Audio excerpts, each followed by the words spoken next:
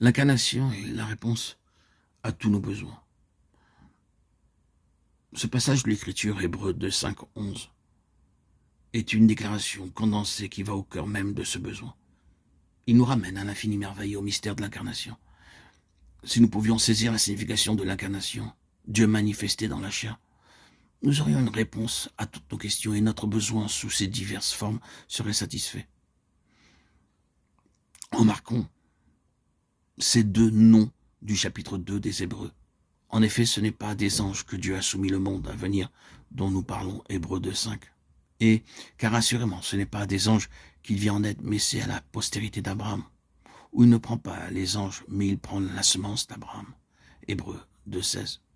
Ce n'est pas aux anges. Ce n'est pas aux anges. Le premier passage dit non, pas aux anges, mais à l'homme. Qu'est-ce que l'homme? Le second, non à des anges, mais la semence d'Abraham. L'homme, c'est l'humanité. La semence d'Abraham, c'est une alliance d'amour, l'amour dans l'alliance.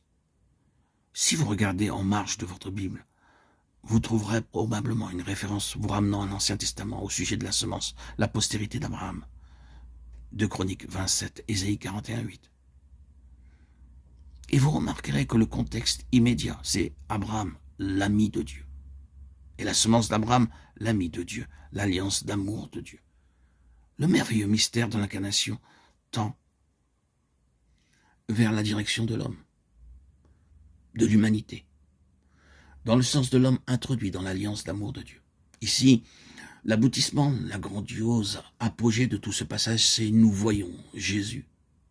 Oh, quel nom évocateur et tout à fait approprié dans ce contexte précis. Mais je sais que l'école moderne de théologie met de côté tous les autres titres. Elle ne parle pas de Jésus-Christ ou du Seigneur Jésus, mais parle toujours de Jésus. Cela fait de lui quelqu'un parmi tant d'autres, quoique relativement meilleur que d'autres hommes. Tout cela, bien sûr, n'est pas vrai. Mais ici, comme ailleurs, dans le Nouveau Testament, ce nom est employé de manière très appropriée.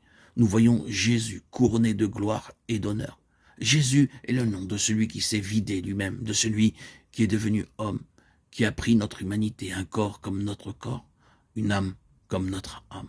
Il a pris notre humanité, lui, Jésus, couronné de gloire et d'honneur, a conduit à la gloire et à l'honneur notre humanité. C'est le cœur même du christianisme. Considérons notre humanité, regardons-nous, considérons ce que nous sommes en tant qu'être humain, ce corps en plus ou moins bon état, cette âme qui constitue un éternel problème. Oui, dans quel état est notre humanité? Ceux qui ont été éclairés par l'Esprit de Dieu n'avanceront rien pour soutenir la cause de notre humanité. Nous serions plutôt enclins à admettre ce que nous sommes devenus. Mais il a pris en charge notre humanité pour la conduire là où elle est, couronnée de gloire et d'honneur. C'est la rédemption. C'est pourquoi le passage remonte au commencement. Tu lui as donné la domination sur les œuvres de tes mains. Psaume 8, 6. Tu l'as couronné de gloire et d'honneur. Hébreux 2, 7. Il a été potentiellement déclaré. Tu as mis toutes choses sous ses pieds. Hébreux 2, 8.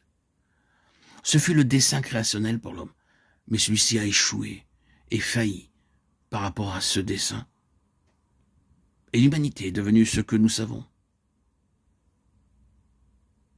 Il est venu du ciel celui qui a revêtu cette humanité, la faisant passer par toutes les épreuves, toutes les tentations, toutes les pressions et ses conséquences. Par l'opposition et l'antagonisme, par toutes ces forces qui visaient sa destruction. Il a pris cette humanité en lui faisant traverser tout cela, en la perfectionnant pour la conduire à la gloire. Notre humanité, votre humanité et la mienne, cette chose désagréable. Il l'a rendue digne de demeurer dans la présence même de l'infiniment grand et glorieux Dieu saint.